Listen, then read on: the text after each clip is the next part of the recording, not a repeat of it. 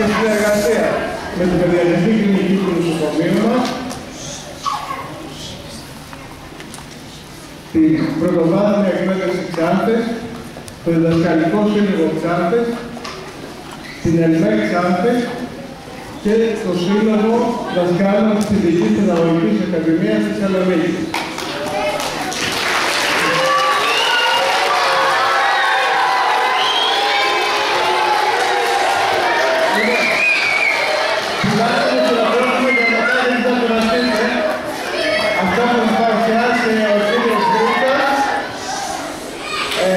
Σηκώνουν πολύ χειροκρότημα, οπότε λίγη οικονομία στις δυνάμεις σας.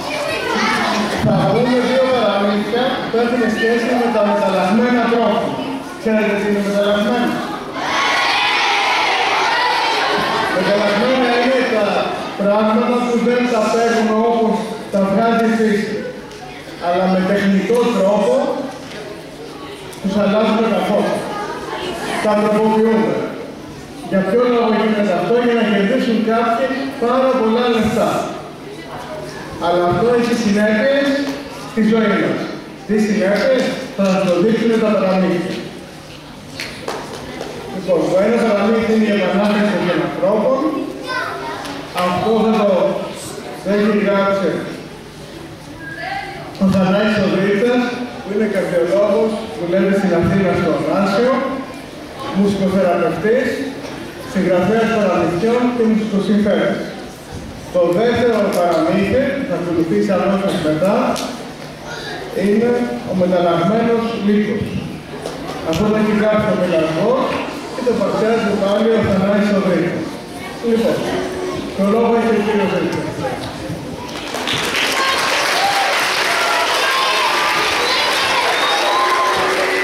Καλημέρα, παιδιά!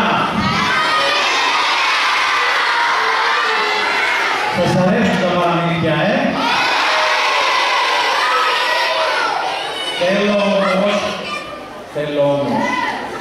Θέλω όμως να κάνετε πάρα πολύ ησυχία. Γιατί για να πούμε καλά πρέπει να κάνουμε ησυχία. Δεν μπορούμε να μιλάμε στο διπλανό μας, να κάνουμε φασαρία όταν ακούμε κάποια ιστορία. Θα κάνουμε μαζί ένα παιχνίδι πρώτα πριν ξεκινήσουμε. Θέλω να κάνετε με τα χέρια σας ό,τι κάνω εγώ, αμέσως μετά από μένα.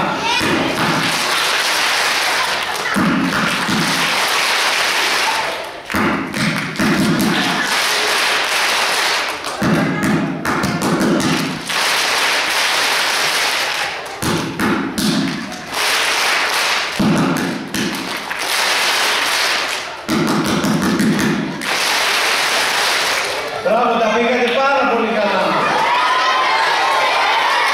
Ήσαμε όμως, τώρα που ζεσταθήκατε στο παιχνίδι αυτό, να ακούσουμε ένα παραμύθι που είναι χριστουγεννιάτικο παραμύθι, αλλά έχει σχέση με τους χιονάνθρωπους.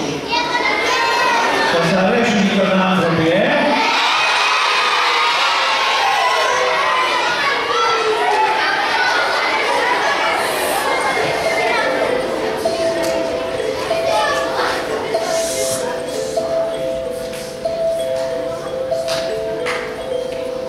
Στην παγωμένη πολιτεία Φρόστης, 150 χιλιόμετρα περίπου από τον Βόρειο Πόλο, τα Χριστούγεννα κάθε χρονιά είναι πάντα μια ξεχωριστή και λαμπερή γιορτή που περιμένουν οι κάτοικοι της ανυπόμονα.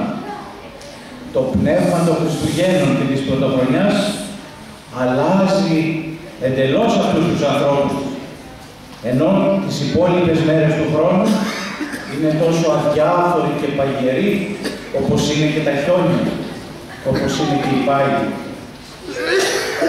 Μάλιστα, οι χιονάνθρωποι που φτιάχνουν τα παιδιά της πολιτείας είναι μοναδικής ομορφιά, γιατί φτιάχνονται με πολλή αγάπη και σαν για αυτούς οι χιονάνθρωποι δεν υπάρχουν πουθενά σε κανένα μέρος του κόσμου.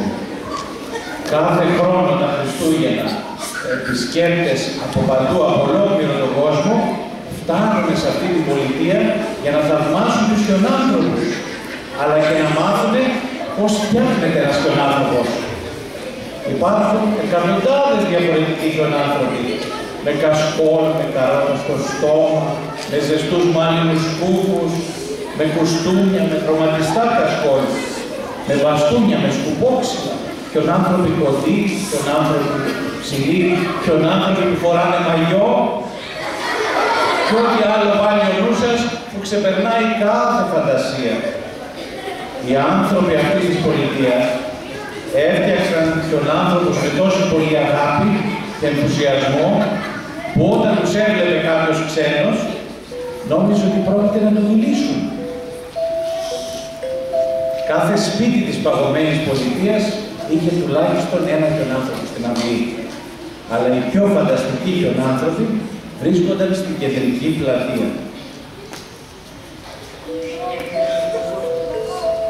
Οι άνθρωποι δεν μπορούσαν να το καταλάβουν, αλλά οι χιονάνθρωποι κάποιες στιγμές μπορούσαν να ζωντανεύουν και να μιλάνε μεταξύ τους σε μια παράξενη, πολύ παράξενη γλώσσα. Κάθε χρόνο η μεγάλη ομάδα των χιονάνθρωπων της πόλης μπορούσε να εκλέγει, να ψηφίσει έναν αρχηγό. Συνήθως τον πιο όμορφο και φανταχτερό χιονάνθρωπο από όλους. Κανένας χιονάνθρωπος, όσο δυνατός κι αν ήταν, δεν μπορούσε να παρακούσει τον αρχηγό και το συμβούλιο. Κάνανε συμβούλιο. Φέτος λοιπόν, το συμβούλιο είχε ανακοινώσει ότι την παραμονή των Χριστουγέννων θα ενημερώσει όλους τους χιονάνθρωπους για κάτι πάρα πολύ σοβαρό και ζήτησε να μην λείψει κανένας από εκείνο το Χριστουγεννιάτικο Συμβούλιο, το οποίο αποφασίσαν να το κάνουν την προπαραμονή των Χριστουγέννων, 23 του Δεκέμβρη και ώρα 12 τα μεσάνυχτα. Στο Βόρειο Πόλο πρέπει να ξέρετε ότι τα μεσάνυχτα υπάρχει αρκετό φως, υπάρχει ένα περίεργο φως που λέγεται Σέρας στο Βόρειο Πόλο και έτσι οι άνθρωποι μπορούν να βλέπουν αρκετά καλά, όπως και οι χιονάνθρωποι να βλέπουν αυτή την ώρα. Πραγματικά, εδώ θέλω να κάνουμε πολύ ησυχία, να δούμε τι είπε ο αρχηγός εκείνο το βράδυ στο Συμβούλιο των Χιονανθρώπων. Ο αρχηγός που ήταν ο πιο όμορφος, ψηλός και δυνατός χιονάνθρωπος, τον λέγανε η Μεγάλη Χιονοστιβάδα. Απόψε θέλω να σας μιλήσω για κάτι πολύ σοβαρό που αφορά τη ζωή όλων μας και τη δική σας τη ζωή. Όλοι μας είμαστε ευτυχισμένοι και απολαμβάνουμε κάθε Χριστούγεννα εδώ και πολλά χρόνια, όπως ξέρετε, την αγάπη και τη φροντίδα των ανθρώπων που μας φτιάξανε, ιδιαίτερα των παιδιών της Φρόστης, αλλά και την αγάπη των επισκεπτών που έρχονται να χαρούν μαζί μας τις γιορτές. Τα τελευταία χρόνια όμως, και αυτό το ξέρετε κι εσείς πολύ καλά, οι πράξεις των ανθρώπων έχουν γίνει αιτία να λιώνουν οι πάγοι πιο γρήγορα, να ζεσθενόμαστε πιο πολύ, να συντομεύει η ζωή μας, η ζωή των παιδιών μας, η ζωή των ανθρώπων. Και αυτό συμβαίνει γιατί ο ήλιος καίει πιο πολύ, ιδιαίτερα στον Βόλο, και ο χειμώνας κρατάει λιγότερα. Η θερμοκρασία της Φρόστης, που ήταν μια παγωμένη πολιτεία, είχε ανέβει. Οι πάγοι λιώνουν πιο γρήγορα από ποτέ.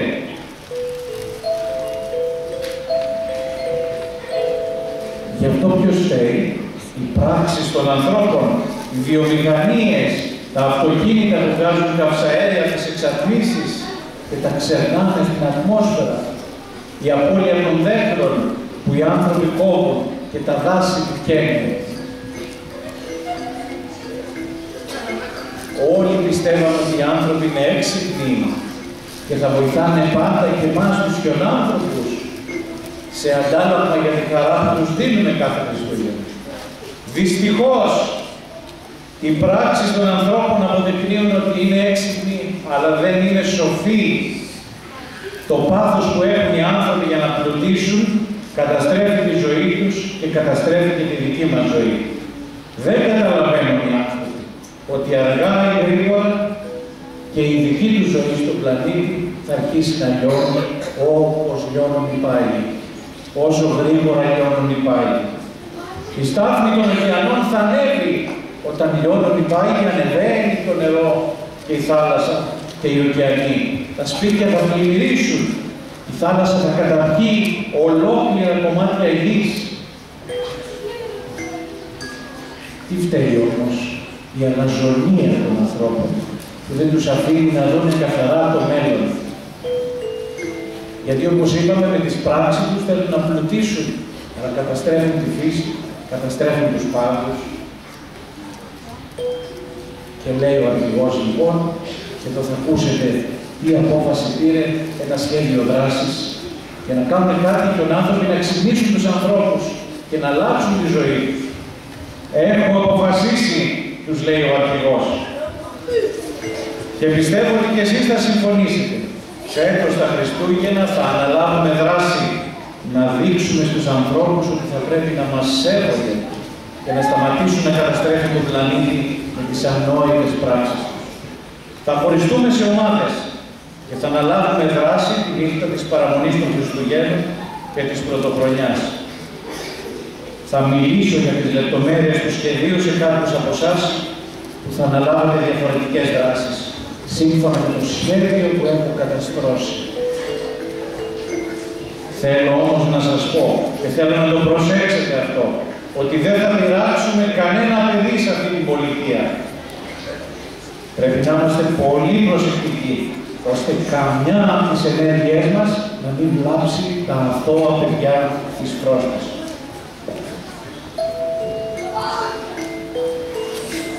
Την παραμονή των Χριστουγέννων, αργά τη νύχτα, όταν οι άνθρωποι ανυπερσίαστοι θα είναι κοιμηθεί,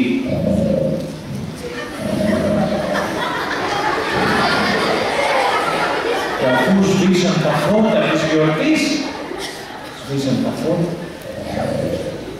και μαζί με τις χαρούμενες φωνές, όταν σταμάτησε το κρασί να τρέχει άφθονο από τις κούπες της γιορτής, οι αποφασισμένοι χιονάνθρωποι αναλάβανε δράση, όπως τους είπε ο αρχηγός.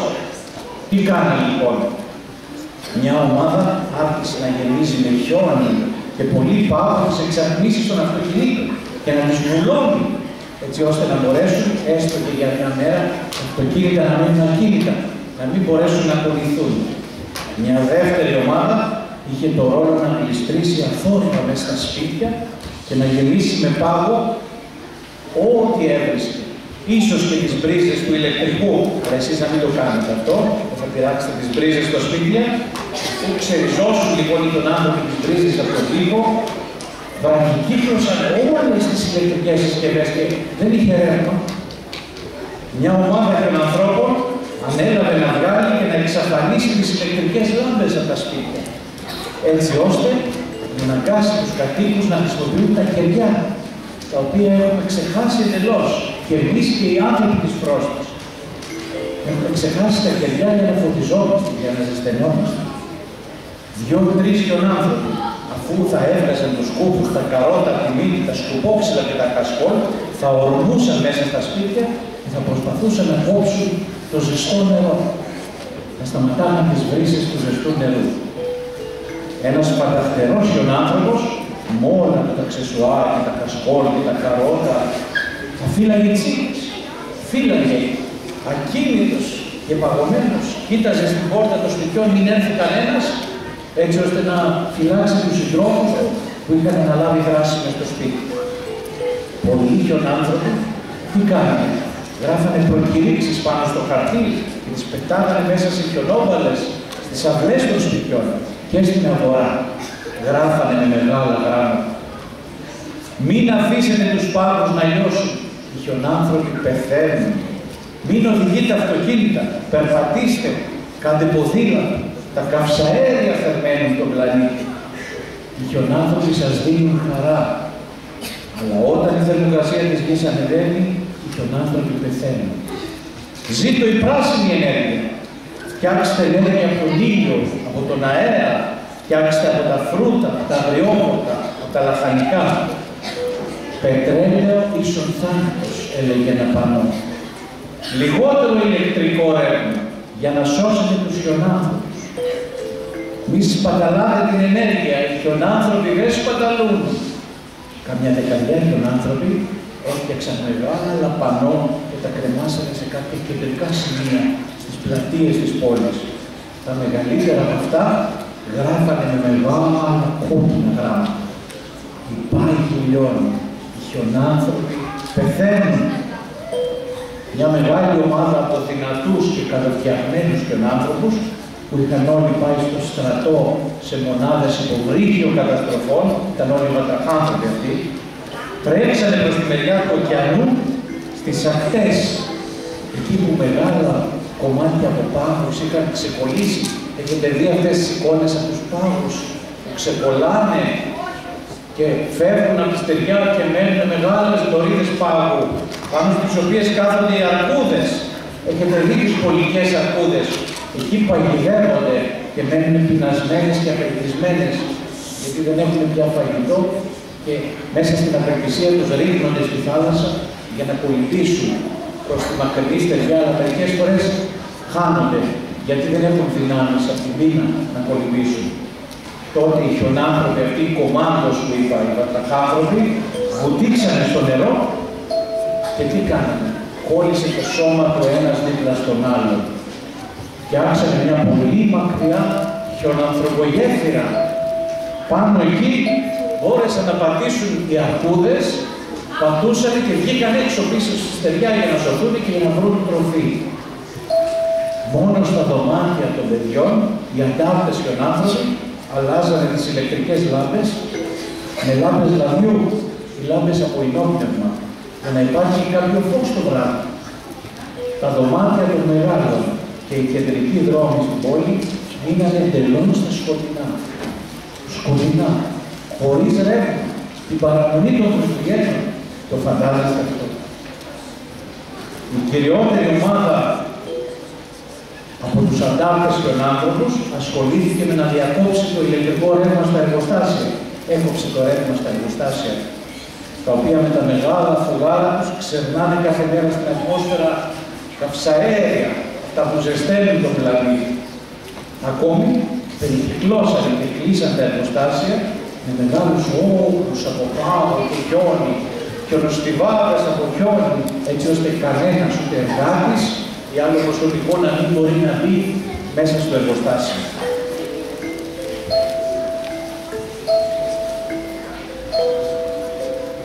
Έτσι, τα ξημερώματα της γιορτής του Χριστουγέννων, όλα τα αυτοκίνητα της πόλης είχαν πάθει, είχαν μείνει ξερά, ακινητοποιημένα.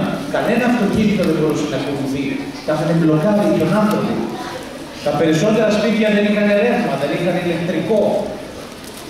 Και οι κάτοικοι της πολιτείας άρχισαν να χρησιμοποιούν πιο πρωτόγωνα μέσα για να ζεσταθούν, να φάνε, να πληθούν.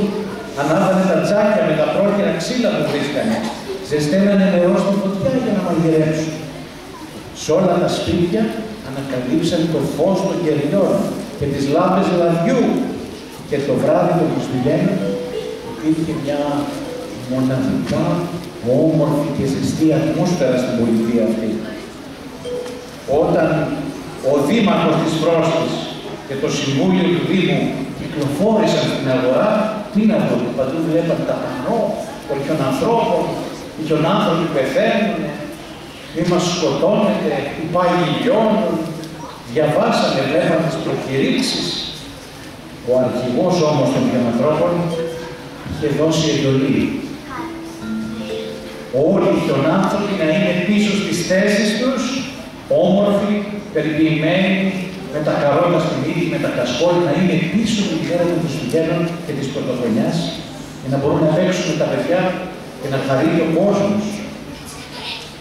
Καταθέσανε και αφήσανε και τα σκουπόξυλα που ήταν τα μοναδικά τους όπλα. Δεν χρησιμοποίησαν όπλα σε αυτή την επιχείρηση, μόνο τα σκουπόξυλα και τα χέρια από πάγο. Ο δήμαρχος και πολλοί από τους απλούς κατοίκους της πολιτείας αυτής δακρύσανε. Καταλάβανε την επανάσταση των χιονανθρώπων, ποιο ήταν το μήνυμα, και αγκαλιάσανε τον δυνατό χιονάνθρωπο, τον αρχηγό, τη μεγάλη χιονοστιβάδα, ο οποίος έστεκε περήφανο στην αυλή του Δημαρχείου. Είχαν καταλάβει το μήνυμα αυτής της επανάστασης των χιονανθρώπων.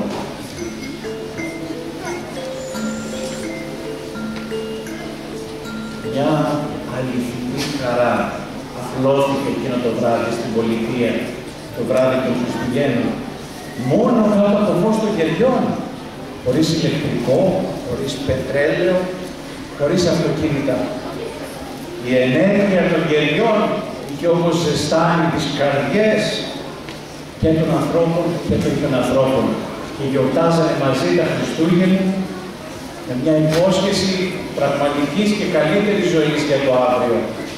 Και ζήσαν αυτοί καλά και εμείς καλύτερα. Μπράβο!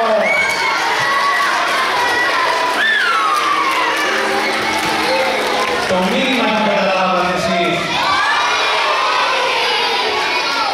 Τι θα κάνετε εσείς το βράδυ των Χριστουγέννων? Να ακούσω καλά. Μόνο εσείς δεν θα τυράξετε τις πρίζες. Μην βάζετε καμιά μεγάλη ζημιά. Τα αυτοκίνητα θα βάλετε κιόλας στις εξαρτήσεις. Θα κλείσετε το ρεύμα στο σπίτι της ανάψης παιδιά. Θα τραγουδάτε. Θα πούτε τα βαθμίδια. Αυτό θα κάνουμε. Σύμφωνοι. Πάμε τώρα να κάνουμε το παιχνίδι μας. Ακούστε με και θα κάνετε ό,τι κάνω.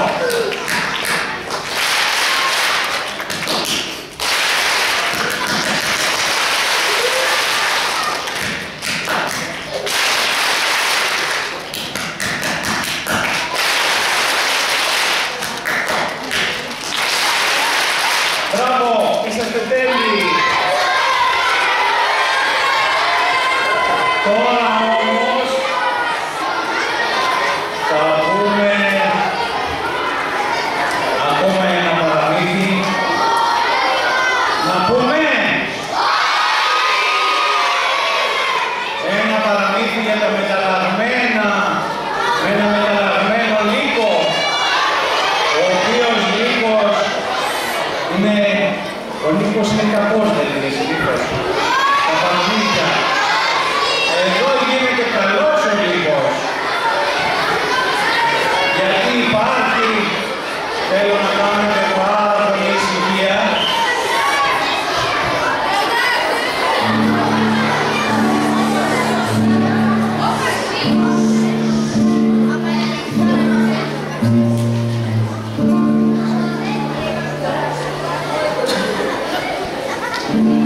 Υπάρχει μια κακιά μάλισσα εδώ, η οποία είναι αυτή που μεταλλάζει, αλλάζει όλα αυτά τα... είναι η μεταλλάκτρια, η βιοτεχνολόγος, κάνει τους κακούς καλούς, τους καλούς κακούς, παίρνει όλους τους ήρωες των παραμυθιών και τους κάνει μαντάρα. Ήταν λοιπόν ένα πρωί σκοτεινό και συνεφιασμένο, κακός, ψυχρός και ανάποδος ο καιρός. Ο κακός λύκος ένιωθε κι αυτός καθά, ψυχρά, ανάποδα. Ιδανική ευκαιρία για μια επίσκεψη στη μάγισσα του δάσους, τη δοκτόρισα. Θα του έσπαζε εντελώς τα νεύρα. Στον δρόμο, ο λύκος σκεφτόταν μερικές βρισκές και προσβολές για να την κάνει να τον συγχαθεί και να τον εκτιμήσει. Όλοι λέγανε πως αυτή η μάγισσα είναι 3 χειρότερη από όλες τις άλλες. Της είχε τρομάξει τόσο που την άφησα να φτιάξει το καταραμένο το εργαστήριό της στη μέση του δάσους. Από το εργαστήριο της μάγισσας έβγαινε τρομερός καπνός και ακούγονταν βογγητά.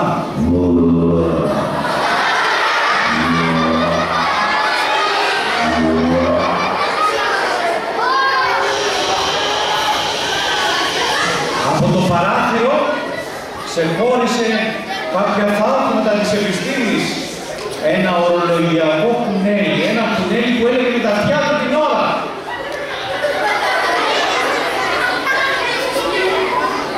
Μια χελώνα υπερηχητική που βούιζε και πέταγε. Έχετε δει χελώνα να πετάει? Μετά τη χελώνα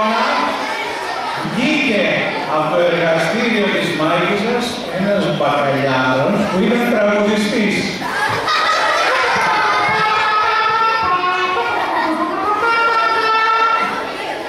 Τραγούδαγε ο Μπακαλιάρος 44 εκατόχειρες με 100 χέρια γυμνοσάλιανοι χειροκροτούσαν ασταμάτητα. Φαντάζεστε, χειροκροτήστε γυμνοσάλιανοι. Όμως όλα αυτά τα χεράκια που χειροκροτούσαν ήταν 4.400 χεράκια. Αυτό ήταν τόσο πολύ με 100 χέρια ο καθένας. Και μετά εμφανίστηκε ο κακός λύκος. Ή μήπως δεν ήταν ο κακός λύκος, δεν του έμοιαζε και πολύ, χαμογελούσε γλυκά και άστραφταν τα δοντάκια του, ήταν καλοκτενισμένος και καθαρός, φορούσε κουστούμι και είχε φιωγκάκια στην ουρά. Μα τι λύκος ήταν αυτός? Κρατούσε μια μεγάλη βαλίτσα ο λύκος και μοίραζε φιλιά. Μόνο τα μάτια του αληθόριζαν, αλλά αυτό ήταν μόνο ένα λάθος της μάγισσας. Έλεγε και ένα τραγούδι ο λύκος. Φίλοι μου, μη φοβάστε και κοντά μας πλησιάστε. Είναι πια μεταλλαγμένος λύκος εξεγέννησμένος. Πίνω γάλα, δίνω φιλιά, μου αρέσει η αγκαλιά. Τι πιλάω καραμένες, στην ώρα λέω κορμένες. Είμαι μοδότης εθελοντής, στην κρυφή συνδρομητής. Τα σκουπίδια με κυκλώνω το κρεβάτι μου το στρώμα. Εσείς το στρώμα το κρεβάτι σας? Είναι πια μεταλλαγμένος, λύκος εξεγέννησμένος. Τρίαμβος γενετικής, λύκος μέσα εποχή. Πάω στη παιδική χαρά, με τα κατσακάκια τα εφτά. Παίζουνε τρελά, τρελά, με την κατσίκα χερετά. Και δεν τρώω πια γιαγιάδες, μόνο χόρτα και ντολμάδες. Με τον κυνηγό είμαι φίλος και δεν με τρομάζει ο σκύλος. Μα τι λύκος ήταν αυτός? Μετά από λίγο, βρισκόταν ο λύκος μπροστά στο αχιρένιο σπιτάκι. Θυμάστε το αχιρένιο σπιτάκι που ζούσαν τα γουρουνάκια μέσα?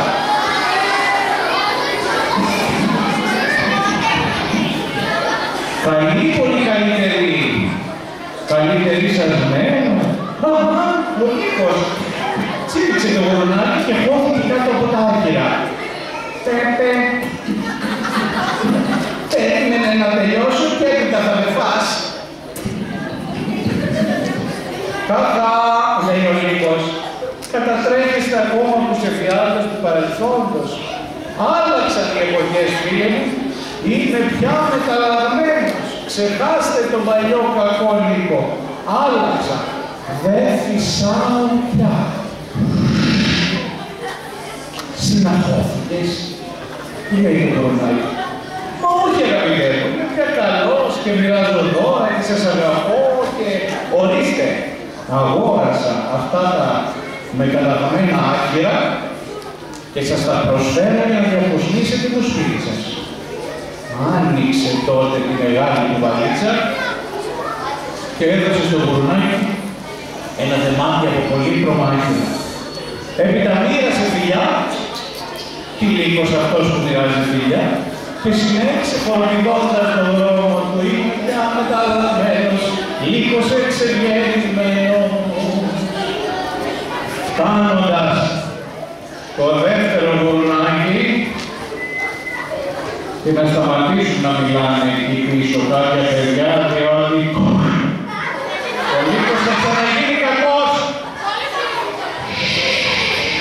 Κάνουν ησυχία να ακούσουν ότι όταν έφτασε στο δεύτερο γουρνάκι, έβγαλε από τη βαλίτσα του ακόμα ένα δώρο της καταραμένης δοκτόρισσας. Το συναπωμένο κολοβάτρακο. Η μίξα αυτού του υπέροχου βάτρακου κολλούσε τα ξύλα. Όχι πια καρφιά για τα ξύλα και σφυρί, Απλά μιξιάζετε τα ξύλα σας, τα πιέζετε μεταξύ τους και στη στιγμή κολλάνε. Χωρίς κόπο. Έχετε με τη μίξα ένα υπέροχο ξύλινο σπιτάκι, ένα έπιπλο, ένα παράθυρο, ένα ολόκληρο σπίτι. Το τρίτο γουρνάκι δεν άνοιξε την πόρτα στο λύκο. Μα σας παρακαλώ, ανοίξτε!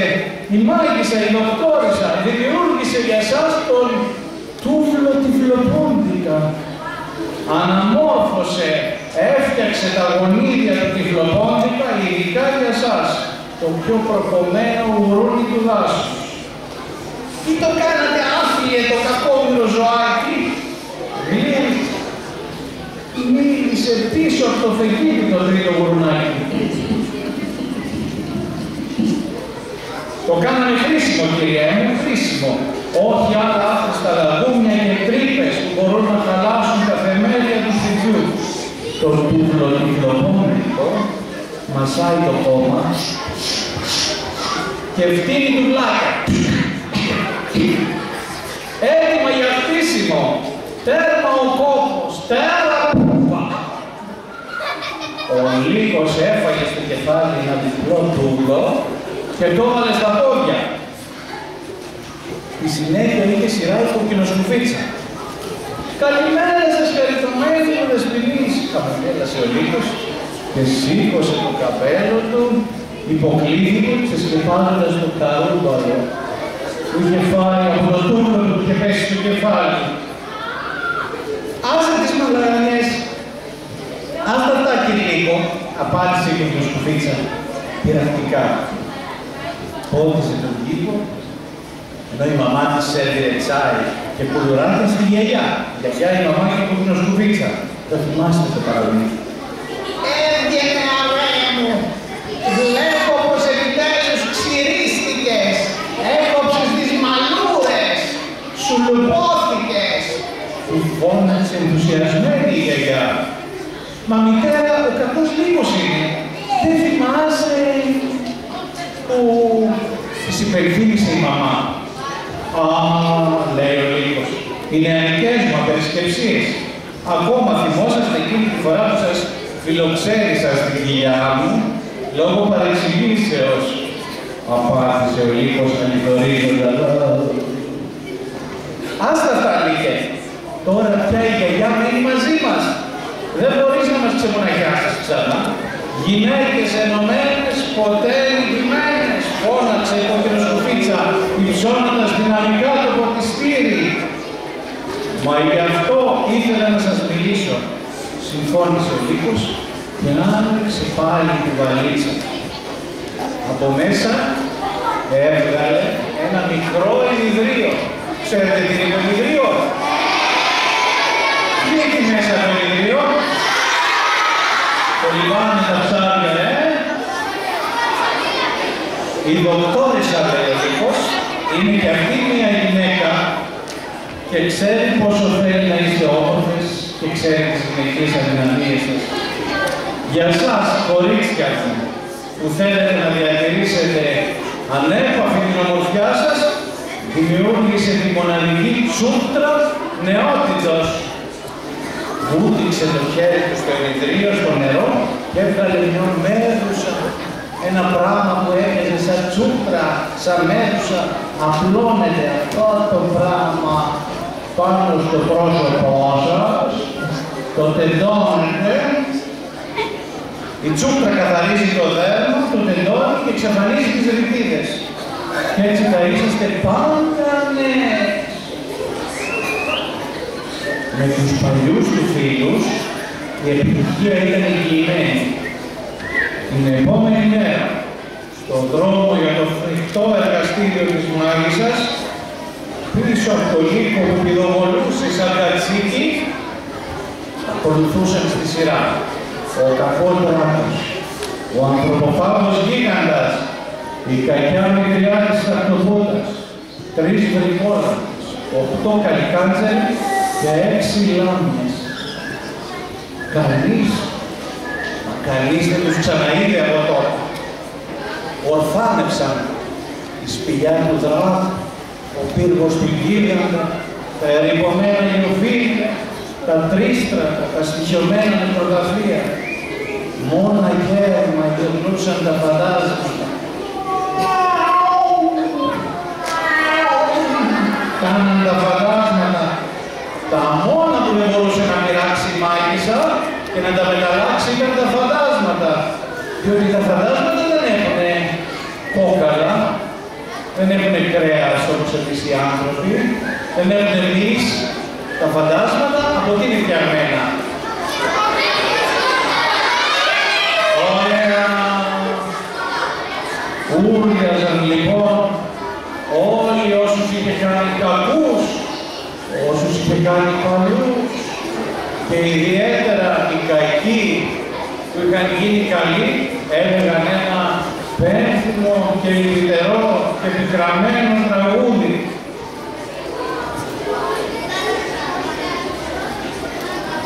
Το τραγούδι των κακών.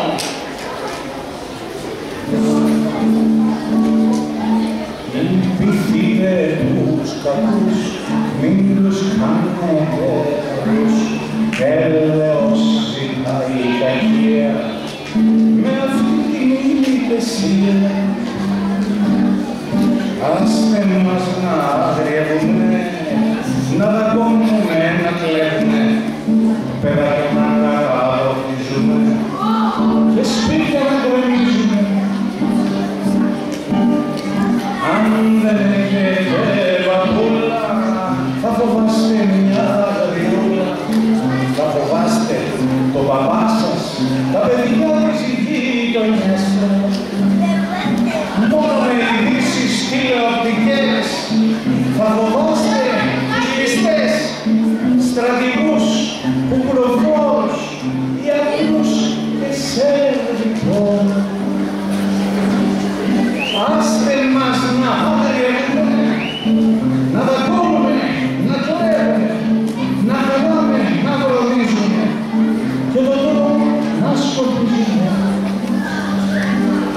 Τραπεζίτες και πολυεθνικές, στρατοκράτες διαφημιστές έχουν μη πολύ κακία να τους φαντασία.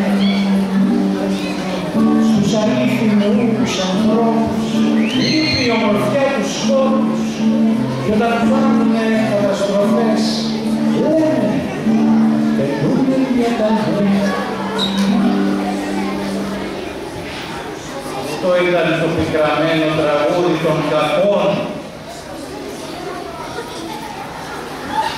Η συμφορά και η πίκρα γινόταν κάθε μέρα όλο και χειρότερη με αυτά που είχε κάνει η μάγισσα και τους είχε αλλάξει, τους είχε κάνει άνω κάτω. Η αντίδραση δεν άρχισε όμως να φανεί. Το δάσος γέμισε φυλάδια που γράφανε «Όχι στο μεταλλαγμένο λύκο, προφυλαχτείτε πριν μεταλλαχτείτε, ο λύκος μεταλλάχτηκε, μη δέχεστε τα δώρα». Τις αχυροκαλίδες βάλανε πανό που έλεγαν «Όχι στο δούριο λύκο». Μοιράστηκαν από χέρι σε χέρι προκηρύξεις και προσκλήσεις. Μεγάλη συγκέντρωση των θυμάτων του καφού λύκου. Μην τρέπεσαι για το πρόβλημά σου. Μην κρύβεσαι, όπως και αν έχεις καταντήσει. Θα οργανωθούμε και θα αντισταθούμε στη μάγισσα και στο λύκο. Όλοι στο σπίτι του τρίτου γουρουνιού, την Κυριακή το πρωί. Την Κυριακή το πρωί όλα ήταν έτοιμα. Στο μεγάλο τραπέζι, στο πέθρινο σπίτι, υπήρχε μια μεγάλη τσαγέρα, πολλές κούπες και καλάθια με κουλουράκια. Το δεύτερο γουρνάκι καθόταν αμήλυτο σε μια καρέκλα. Το σάλιο του είχε γίνει πολιτικό. Είχε κολλήσει το στόμα. Οι αναφηνιάσεις της κόλλας από το βάτρακο φταίγανε. Το τρίτο γουρνάκι τι έκανε? Άρανε για το πρώτο γουρνάκι.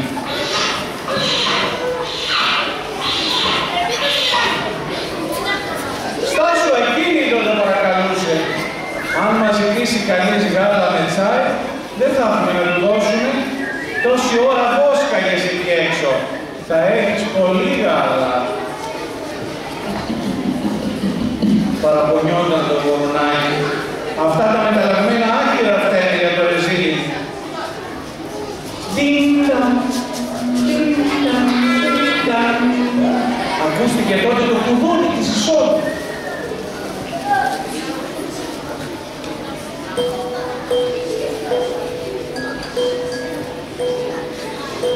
Ο ηχοδεσπότης έτρεξε να ανοίξει. Πίσω από την πόρτα περίμενε η κακιά μητριάτη σταυτοπούτας. Κρατούσε τα χέρια της απλωμένα και τα λατρεύονταν σαν σκηνοβάτης.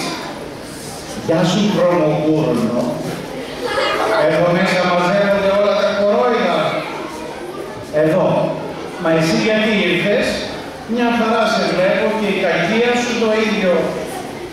Σε ευχαριστώ για τα κακά σου λόγια. Όμως την πάτησα κι εγώ, απάντησε θλιμμένη, και ανασήκωσε με προσοχή το φαρδί στο φουστάνι και τα δαντελωτάρια στα μεσοφόρια. Φανήκαν τα πόδια της. Ήταν απίστευτα λεπτά, μακριά πόδια και στην άκρη φορούσε 2 μικροσκοπικά κρυστάλλινα ροβάκια. Ολίδια πελαργού, μου είχε κάνει πελαργό. Την πάτησα κι εγώ από τη μάγισσα. Πάντα ονειρευόμουν να αποκτήσω ποδαράκια σαν της σταυτοπούτας. Η κακιά μάγισσα δοκτόρισα μου πραγματοποίησε την επιθυμία μου με το παραπάνω. Σαν ελεύθερη κατάρτιση. Σκούπισε ένα δάχτυλο με το μεταξωτόλες μαδιλάκι και κάθισε στο τραπέζι μαζί με τους άλλους. Τότε το κουδούνι πάλι ξαναχτύπησε. «Καλημέρα, κύριε Σκουφίτσα, καλώς όρισες», είπε χαρούμενο το γουρουνάκι ανοίγοντας την πόρτα. Το κοριτσάκι που πήγε μέσα σκυδροπό και αμήλυτο. Δεν βλεπόταν η κοκκινοσκουφίτσα. Από πίσω της εμφανίστηκε μια δεύτερη κοκκινοσκουφίτσα και έπειτα μια τρίτη κοκκινοσκουφίτσα. Σιωπηλές όλες οι κοκκινοσκουφίτσες πήγαν και κάθισαν γύρω από το τραπέζι. Χα, κλωνοποίηση! Την πάτησες κι εσύ κοκκινοσκουφίτσα, γέλασε ενθουσιασμένη η κακιά μητριά. Δεν είναι η κοκκινοσκουφίτσα, η γιαγιά της είναι, απάντησε το κοριτσάκι, θυμωμένο. Μα πώς συνέβη αυτό, καλή μου κοκκινοσκουφίτσα, ρώτησε τρομαγμένο το πρώτο γουρουνάκι και το δεύτερο κοριτσάκι. Δεν είναι η κοκκινοσκουφίτσα, η μαμά της είναι. Είχαν γίνει όλες ίδιες, κλωνοποιημένες και είχαν μπερδευτεί. Δεν μπορούσαν να την γνωρίσουν. Ο καταραμένος λύκος φταίει και η τσούχτρα, η απέσια τσούχτρα της νεότητος που σε κρατάει πάντα νέα. Τη βάλαν στο πρόσωπο η μαμά και η γιαγιά και ξαναγίναν κοριτσάκια, εξήγησε κλαίγοντας η κανονική κοκκινοσκουφίτσα. Άρχισαν τότε όλοι μαζί να κλαίγουν και να λένε την πονεμένη τους ιστορία. Μούσκεψαν τα σκουλουράκια από τα δάκρυα μέχρι να μιλήσουν όλοι ένας-ένας. Όμως, εκείνο το βράδυ καταστρώσανε και ένα σχέδιο για να απαλλαγούν από τη μάγισσα, τη δοκτόρισα, που τους είχε αλλάξει και να ξαναγίνουν όπως πριν. Θα τη στείνανε μία φοβερή παγίδα. Ποιο θα ήταν όμως το δόλωμα? Ο μεταλλαγμένος λύκος φυσικά. Χωρίς αυτό, χωρίς το λύκο, η κακιά μάγισσα δεν μπορούσε να πείσει όλα αυτά τα κορόιδα να γίνουν πειραματόζωα. Βρήκαν λοιπόν το λύκο, χαρούμενο τριαλάρι όνομα οι μαργαρίτες, σε ένα ξέφωτο του δάσους να παίζει με τις μαργαρίτες. Κύριε Λύκε, σωτήρα μας, ευεργέτη μας, ευεργέτη μας. Τρέξανε τα γουρουνάκια κατά πάνω στο λύκο, φωνάζοντας. Στα μάτια τους υπήρχαν δάκρυα ευγνωμοσύνης. Σας παρακαλώ, λέει ο λύκος, σας παρακαλώ, δεν έκανα παρά μόνο το καθήκον μου προς την πρόοδο, προς την επιστήμη. Συγκινημένος ο λύκος. Εκείνη τη στιγμή το πρώτο γουρουνάκι τον αγκαλιάζει από πίσω και τον κινητοποιεί. Το δεύτερο γουρουνάκι στάθηκε κατάφατσα, παίρνει φόρα και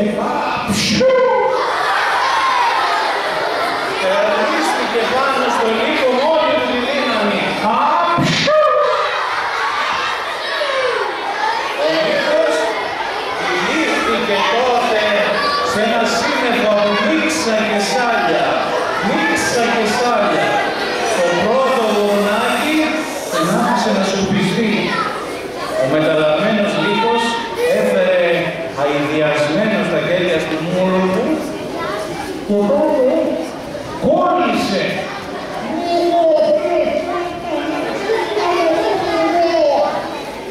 Ζήτω, τα καταφέραμε, πανηγύρισαν τότε τα πονηρά γουρνάκια. Πιάσαν τον λύκο από τις μασκάλες και τον σύραν μέχρι το σοκολατένιο σπιτάκι.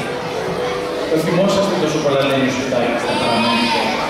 Επειδή το σπιτάκι έλειωνε το καλοκαίρι, η δοκτόρισα ανέλαβε να χτίσει ένα πειραματικό σπιτάκι με σοκολάτα.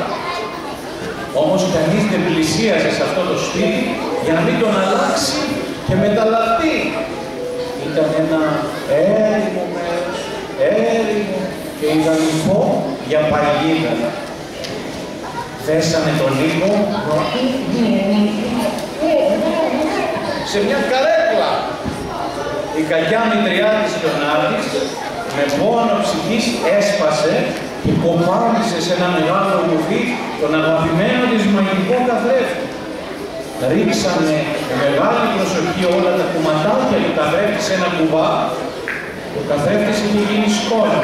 Ήταν τόσο μικρά τα κομματάκια που έγινε καθρεφτόσκονη. Μισανοίξανε τη σκοτόπορτα του σοκολατένιου σπιτιού και βάλανε τον κουβά πάνω στην πόρτα. Η παγίδα ήταν έτοιμη. Ο πρώτος που θα άνοιγε την πόρτα, τι θα πάθαινε? Θα άπεφτε ο κουβάς με την καθρεφτόσκονη πάνω του. Το μήνυμα το μετέφερε πρώτος στη μάγισσα ο Ιτάλος Μπαγκαλιάρος, ο τραγουδιστής. Θυμάστε.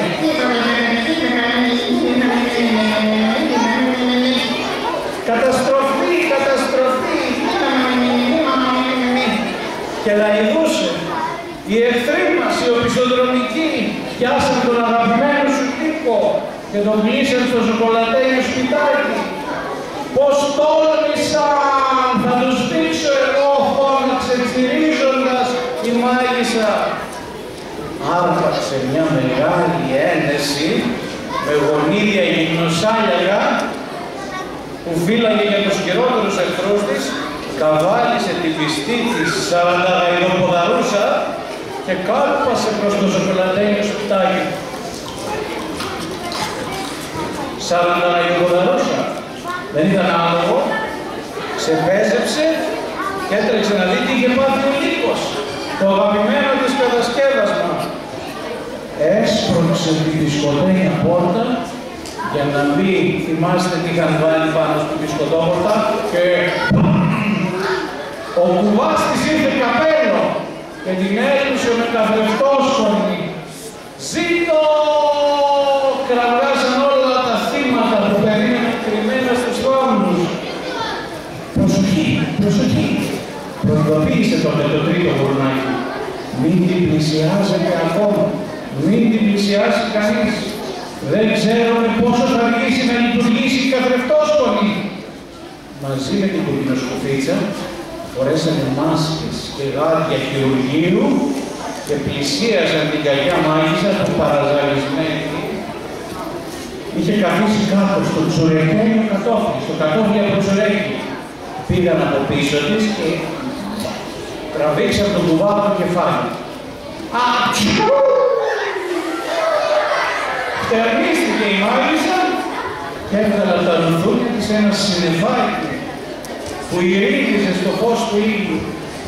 Ποιος, ποιος, ποιος! Ψέλισε προσπαθώντας να καταλάβει τι είχε συμβεί. Βρωμογόνο, μου έχει στήσει παγίδα! Τώρα θα σε μεταλλάξω, ούρλιαξε. Και προτού μπορέσει να αντιδράσει, το βούτυξε το γουρνάκι από το ροδαλό του ποδαράκι. Άρπαξε την τεράστια σύριγγα που είχε πέσει δίπλα της και την ύψωσε για να την καρφώσει. Όμως, το χέρι της έμεινε εκεί ψηλά. Ακούνητο, δεν μπορούσε να κουνηθεί. Μετέωρο. Τριφογύρισε τα μάτια της, κοίταξε αλαφιασμένη τριγύρω και ρώτησε «Ποιος μίλησε?» Ποιος είπε αυτά τα λόγια? Ποιος μίλησε? Ποια λόγια?